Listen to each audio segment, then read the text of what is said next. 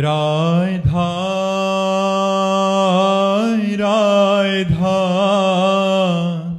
राधा राधा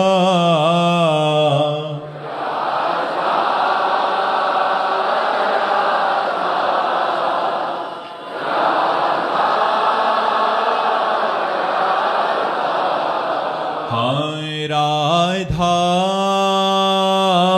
राधा राधा राधा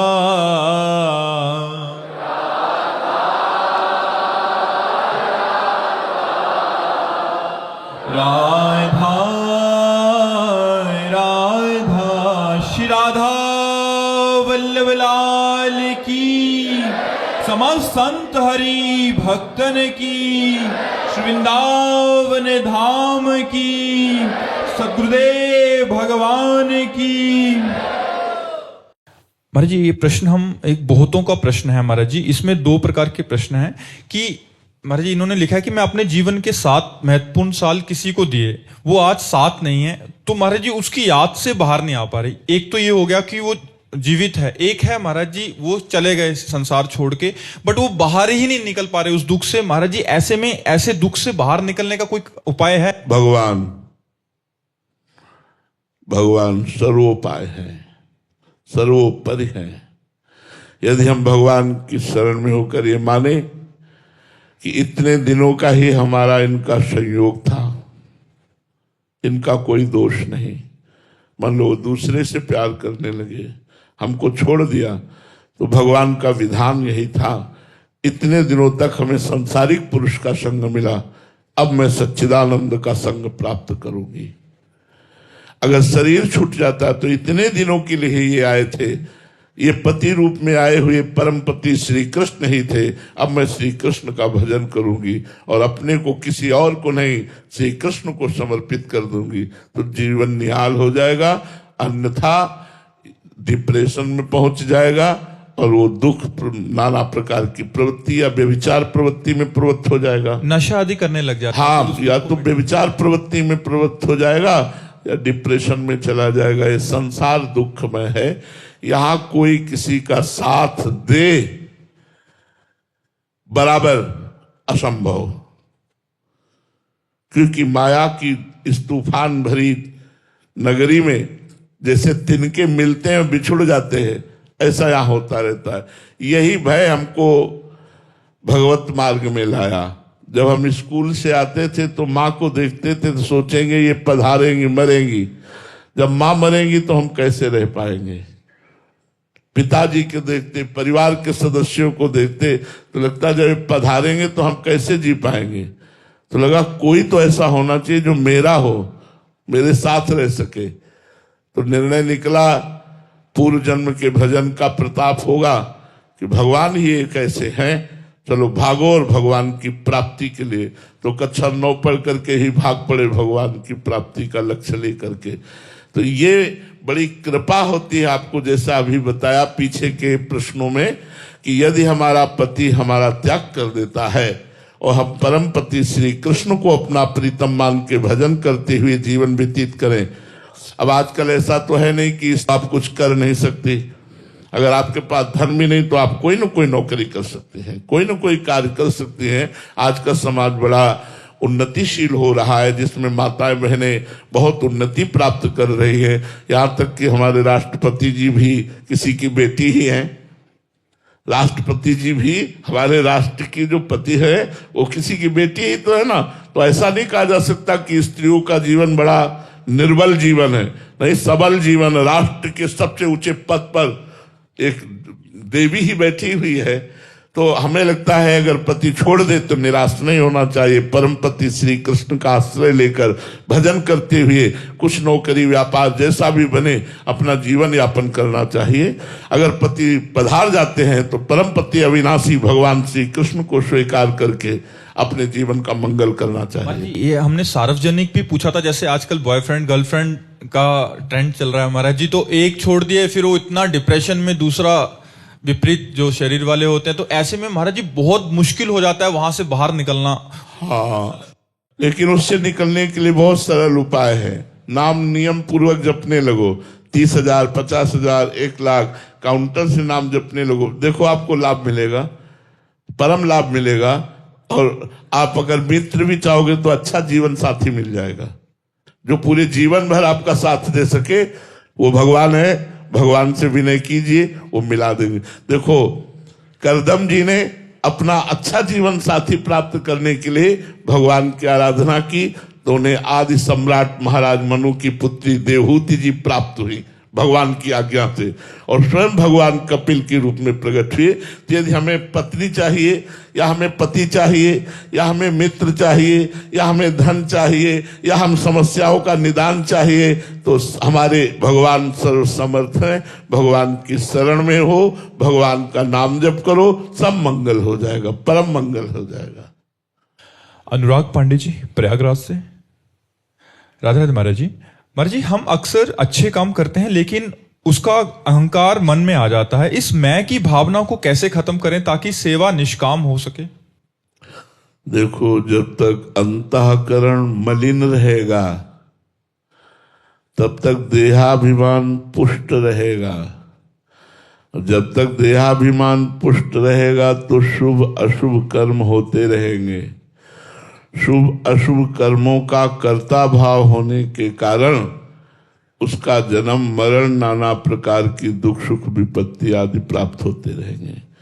भगवान ने श्री गीता जी में कहा है, अहंकार विमूढ़ आत्मा कर्ता हमिति मन्यते।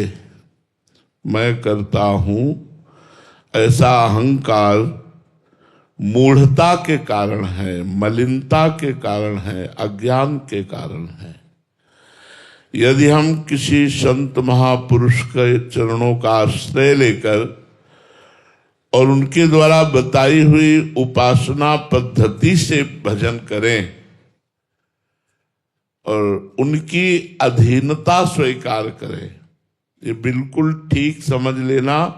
जब तक किसी संत महापुरुष की अधीनता स्वीकार करके भजन नहीं किया जाता, तब तक कर्ता और भोक्ता भाव मिटता नहीं है।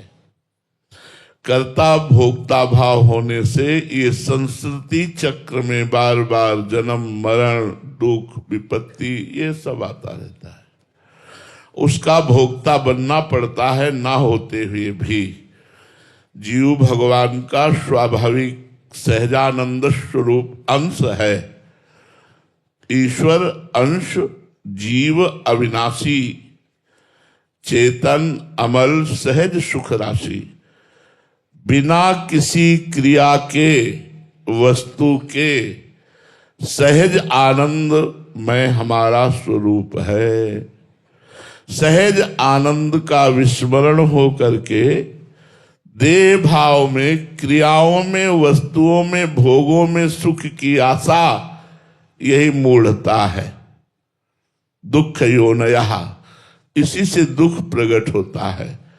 यदि दुखालयम अशाश्वतम, संसार में सुख का अनुभव करना मानो रेत में अपनी प्यास बुझाना है। जैसे मृग तृष्णा रेत में कभी प्यास बुझ नहीं सकती। रेत में प्यास का मतलब आपने नहीं देखा होगा शायद। जो हम गंगा किनारे भ्रमण करते थे तो कई बार ऐसा दिखाई दिया कि प्रातःकालीन वेला है और दूर बड़ा निर्मल जल दिखाई दे रहा है गंगा जी की रेती में, और जब नजदीक पहुंचे तो केवल बालू है।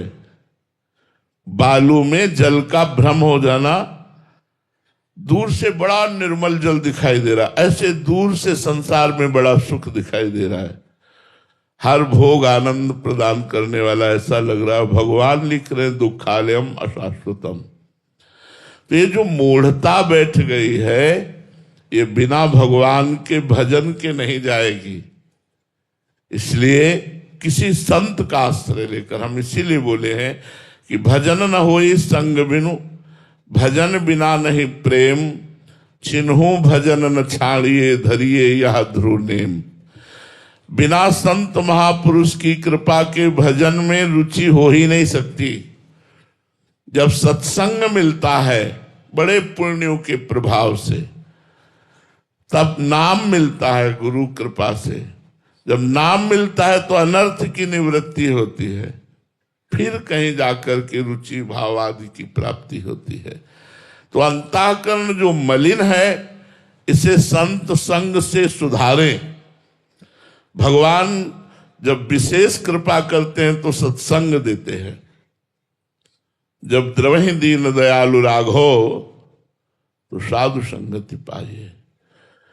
बिना सत्संग के अहंकार नष्ट हो जाए ऐसा मुझे कुछ नहीं दिखाई दे रहा साधन, क्योंकि जो साधन करे उसका अहंकार हो जाएगा। बिना संत कृपा से अहंकार का नाश नहीं हो सकता। जब सद्गुरु कृपा करते हैं तब दैन्यता आती। बिना दैन्यता के भजन नहीं माना जाता। परिपक्व भजनानंदी वही है जिसमें जितनी बड़ी दीनता है। तृणादपि सुनीचेन तरोरियु सहिष्णुना अमानिना मान देन कीर्तनीया सदाहरि।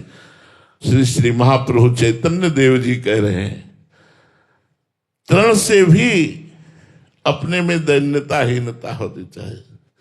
तृण जैसी तो तृण में तो एक है कि पैर रखो तो दब जाएगा लेकिन फिर उठ जाएगा, अपने को उससे भी नीच बनना है।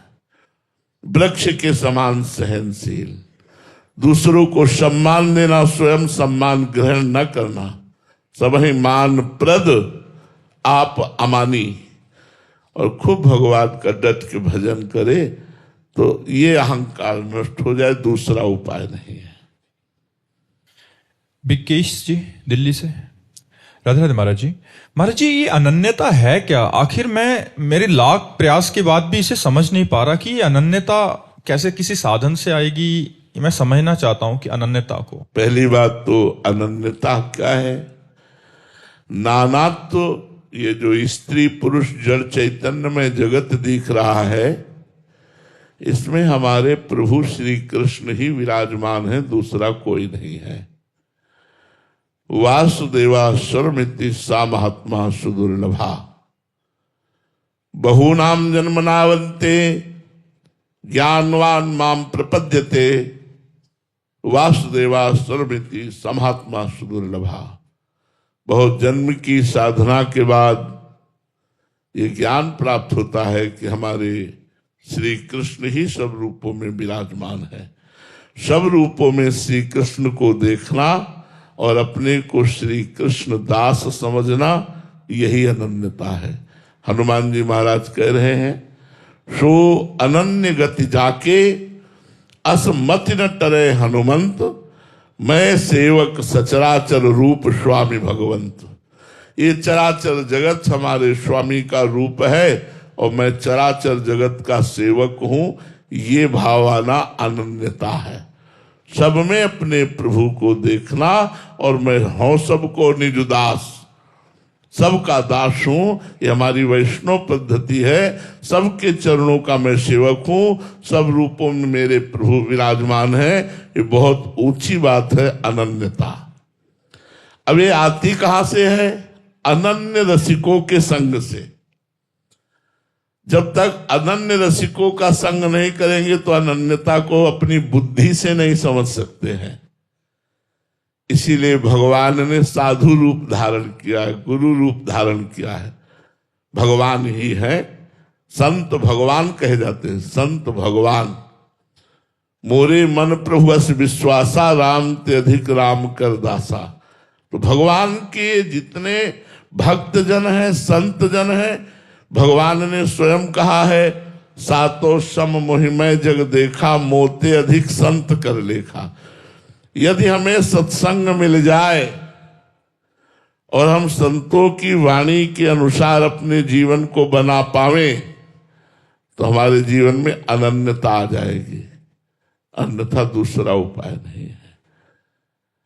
अनन्यता कोई बुद्धि की समझ नहीं है कि हम अपनी बुद्धि से समझ लेंगे। सर्वत्र भगवत दर्शन अनन्यता का स्वरूप है। जब हमारा सर्वत्र भगवत दर्शन होता है तब ये सब राग द्वेष मिट जाते हैं। उमाज राम चरण रत विगत काम मद को हो, निज प्रभु में देखें जगत कैसन करें विरोध। जब सब में अपना प्रभु है तो किससे राग करें, किससे द्वेष करें। वो अनन्य महापुरुष हो जाता है। भगवत साक्षात्कार की स्थिति है ये अनन्यता। पर इसको प्राप्त करने के लिए पहले सदगुरु की अनन्यता ले, तब इष्ट की अनन्यता आती है। ओम कुमारी जी छत्तीसगढ़ से। राधे राधे महाराज जी।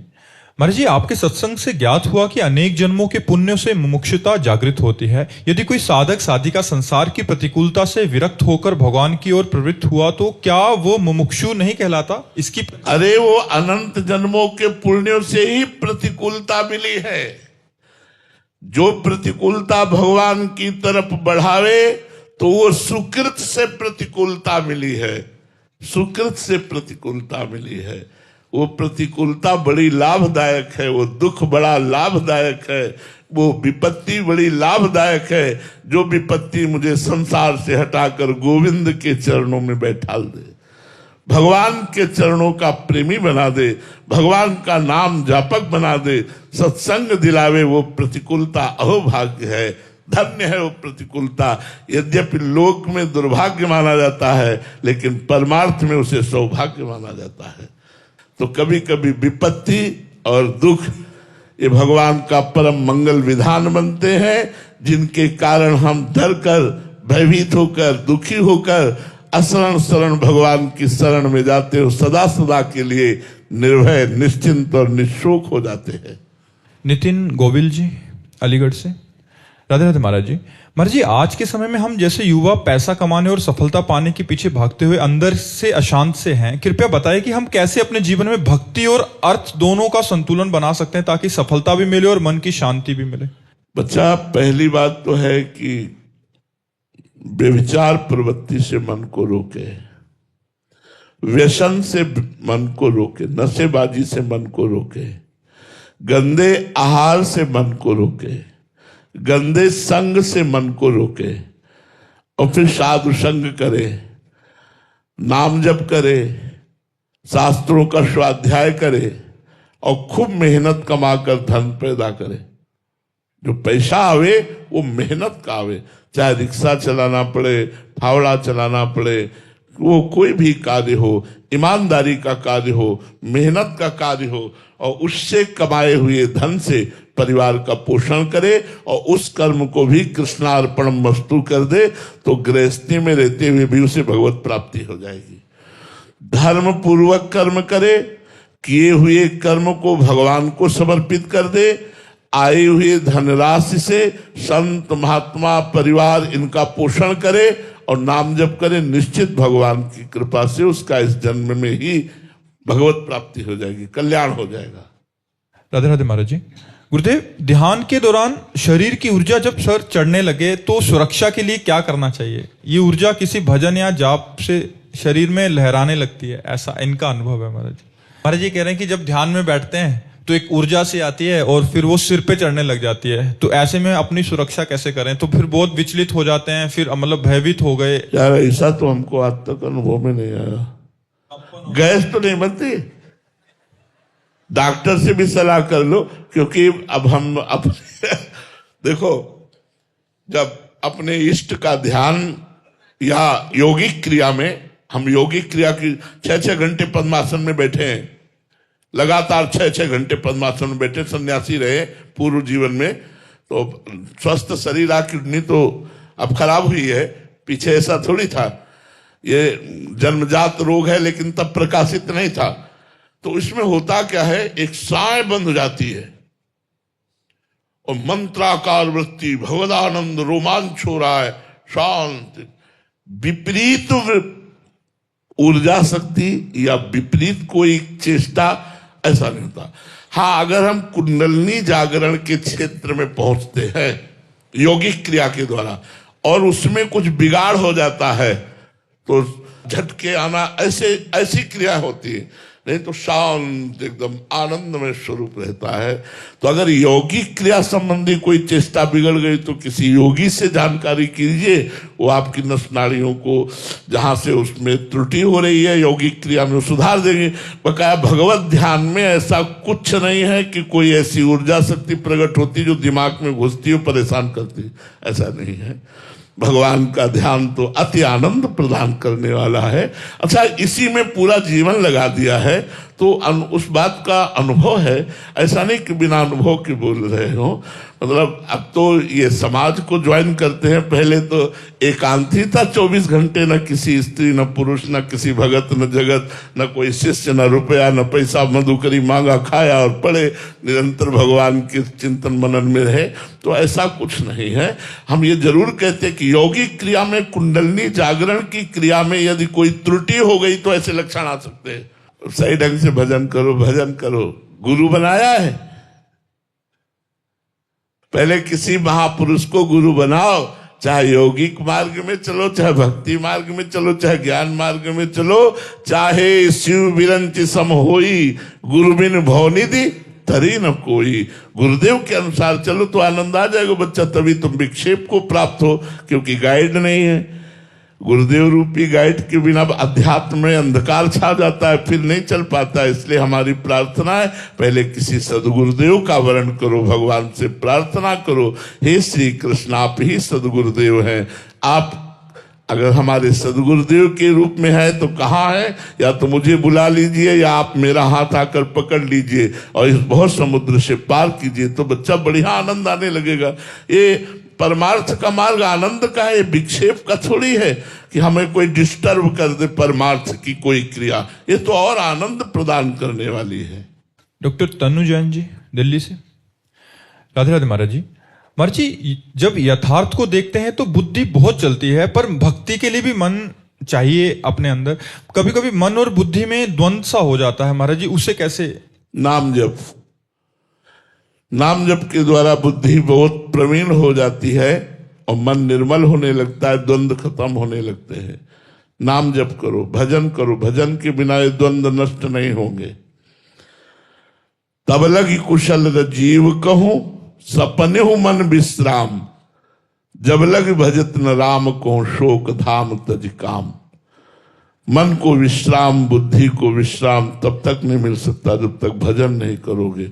खूब भजन करो, काउंटर ले लो, माला ले लो, जैसे बने, बिना माला जैसे भी, जिह्वा से राम कृष्ण हरि नाम जपो, राधा राधा राधा। नाम जपने से परम मंगल हो जाएगा, बुद्धि पवित्र हो जाएगी, मन पवित्र हो जाएगा, तन पवित्र हो जाएगा, सब पवित्र हो जाएगा। बस जपते रहो, जपते रहो, नाम जपो, सब ठीक हो जाएगा। नाम में रुचि कैसे हो महाराज जी? नाम से ही हो जाएगी। नियम पूर्वक बहुत काल तक नाम जप किया जाए तो रुचि हो जाती है। महत्व बुद्धि कैसे? उसी में, जब रुचि होने में, रुचि उसी में होती है जिसमें महत्व बुद्धि हो जाती है। जब हमारे पापों का नाश होगा, पाप प्रवृत्ति का नाश होगा भजन करते करते, तो भजन में ऐसे महत्व हो जाएगा जैसे गरीब और कंजूस आदमी का धन में। गरीब और कंजूस आदमी का धन में नहीं हो जाता, एक एक रुपया जोड़ता है, ऐसे वो एक एक मिनट नाम न छूट जाए, एक एक सेकेंड नाम न छूट जाए, राधा राधा राधा, और अपने नाम को बचाकर भगवान की शरण में समर्पित करता है। नाम खर्चा ना हो जाए, हमारा नाम कहीं छूट ना जाए। वो ऐसी प्रवृत्ति महत्व बुद्धि जागने पर, जैसे कंजूस और गरीब आदमी की महत्व बुद्धि धन पे होती है, ऐसे भगवत शरणागत जनों की नाम में बुद्धि महत्व बुद्धि होती है। इतनी महत्व बुद्धि बढ़ जाए कि त्रिभुवन की राजलक्ष्मी देने पर भी आधे पल के लिए भगवान का विस्मरण ना हो, वही महाभागवत है। एक तरफ त्रिभुवन की राजलक्ष्मी दी जाए और कह दिया जाए आधे पल के लिए भगवान का विस्मरण कर दो, भगवान का नाम जब छोड़ दो, वो नहीं छोड़ेगा। वही सच्चा भजन करने वाला है, उसी का महत्व बढ़ गया है नाम का उसके हृदय में। तो खूब नाम जप करो, नाम जप से ही नाम में महत्व बढ़ेगा, रुचि होगी, सब ठीक हो जाएगा। ओम सोनी जी। राधे राधे महाराज जी। महाराज जी, क्या भगवान अपने भक्त के लिए अपने नियम बदल देते हैं?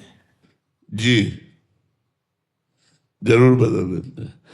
अपना प्रण झूठा करके अपने भक्त की बात को सत्य करते हैं, अपने नियम को हटा करके भक्ति की बात को पूरी करते हैं। भगवान सत्य संकल्प हैं, जैसे उन्होंने नियम लिया दुर्योधन और अर्जुन के सामने। एक तरफ हमारी सेना रहेगी और एक तरफ मैं जिधर रहूंगा प्रण करता हूं, हाथ में अस्त्र ग्रहण नहीं करूंगा। दुर्योधन ने सोचा जब अस्त्र ही ग्रहण नहीं करोगे तो तुम्हारे को रख के क्या, युद्ध में तो मुझे अस्त्र युक्त महान बल प्रदर्शन करने वाला योद्धा चाहिए। तो भगवान ने अक्षोणी सेना दे दी, नारायणी सेना, और अर्जुन ने भगवान को स्वीकार किया। भगवान का प्रण था मैं महाभारत युद्ध में अस्त्र ग्रहण नहीं करूंगा, लेकिन एक लीला घटी जिसमें भगवान ने अपने प्रण को विसार कर भीष्म जी के प्रण की रक्षा की। संपूर्ण महाभारत के शिविरों में सूचना बिजली की तरह दौड़ गई कि भीष्म पितामह जी ने 5 बाण निकाले हैं, कल 5 पांडवों का वध निश्चित है। दुर्योधन ने ऐसा प्रेरित किया तो भीष्म जी ने संकल्प कर लिया। भीष्म प्रतिज्ञा सुनते ही हाहाकार मच गया पांडवों के शिविर में। द्रौपदी जी भगवान के समीप आई और प्रणाम करते हुए कहा, केशव क्या तुम्हारे होते हुए मेरा सुहाग उजड़ जाएगा? तो भगवान ने कहा असंभव, संभव ही नहीं हो सकता। बोले संभव तो हो गया। भीष्म प्रतिज्ञा प्रसिद्ध है और भीष्म जी ने प्रण किया है कि कल मैं अगर जीवित रहा तो 5 पांडवों में से मारूंगा इनको। तो भगवान ने कहा मारने योग्य ही नहीं रहेंगे। अगर उन्होंने ये बात कही है तो मारने योग्य ही नहीं रहेंगे, चलो मेरे साथ चलो। भगवान ने द्रौपदी की दासी की वेशभूषा धारण की। जब शिविर में पहुंचे तो महान वैष्णवाचार्य हैं भीष्म जी, तो द्रौपदी जी से कहा पादुका उतार, और पादुका लेकर अपने पीतांबर में से छुपा लिया। बोले जा नंगे पैर जा, क्योंकि एक महावैष्णव के चरणों में जा रही, जाके तो घूंघट करना और दंडवत करना। द्रौपदी जी गई और दंडवत की तो भीष्म जी ने समझा दुर्योधन अभी प्रण दिला के गया है, तो उसी की पत्नी आई होगी प्रसन्नता के कारण दंडवत करने। तो कहा सौभाग्यवती हो। यही सुहागिन स्त्रियों को वरदान दिया जाता है। हम लोग भी अपनी लाडली जी को यह आशीर्वाद देते, लाडली जो थारो अविचल रहो जो सुहाग, सौभाग्यवती हो। हटाया घूंघट और कहा अब ये वचन सत्य माने या थोड़ी देर पहले वाला वचन सत्य माने? पहले आपने प्रण किया है कि 5 पांडवों का वध कल करेंगे, और संध्या का समय इस समय आप बोल रहे हैं सौभाग्यवती भव, तो भीष्म की कौन सी बात सत्य होगी?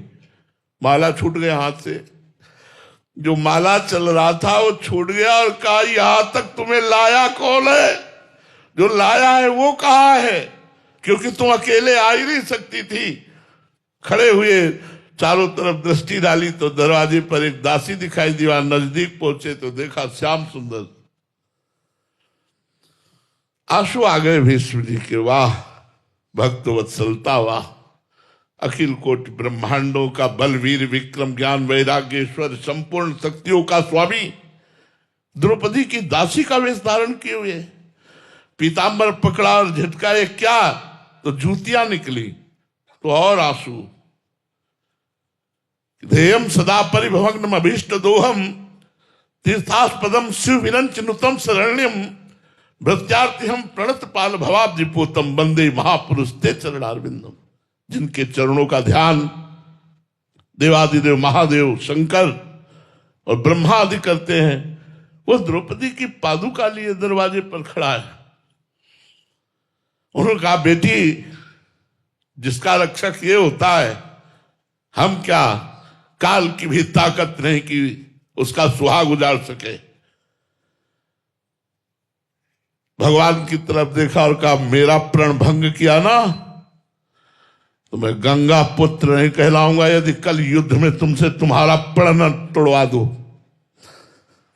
तुमने प्रण किया है कि महाभारत में मैं अस्त्र नहीं ग्रहण करूंगा तो मैं गंगा पुत्र शांतनु पुत्र भीष्म नहीं कहलाऊंगा यदि तुमसे अस्त्र न ग्रहण करवा लूं। भगवान हंसती और कहा अपने भक्ति के लिए अपना प्रण छोड़ना मेरे लिए कौन सी बड़ी बात है। भगवान ने अपना प्रण छोड़ा। दूसरे दिन भीषण युद्ध भीष्म पितामह ने किया। भगवान और अर्जुन सबको बाणों से बेंध दिया। जब देखा कि अर्जुन के प्राणों पर आ गई, कूद पड़े रथ से और उठाया रथ का पहिया, भीष्म को मारने के लिए दौड़े। बोले बस बस बस, यही देखना चाहता था कि अपना प्रण छोड़ते हो कि नहीं। इतने में सामने शिखंडी को कर दिया गया। अस्त्र शस्त्र भीष्म जी ने रख दिए क्योंकि वो अंबा ही पूर्व जन्म की थी और अर्जुन ने मार करके बाणों की सैया पर लेटा दिया। ये बात अपने प्रण को भूलकर अपने भक्त की बात की रक्षा करना, अपने नियम को तोड़कर अपने भक्त के नियम को पूर्ण करना, ये भगवान का सहज उदार स्वभाव है। हमारे भगवान ऐसे भक्तों से प्यार करते हैं।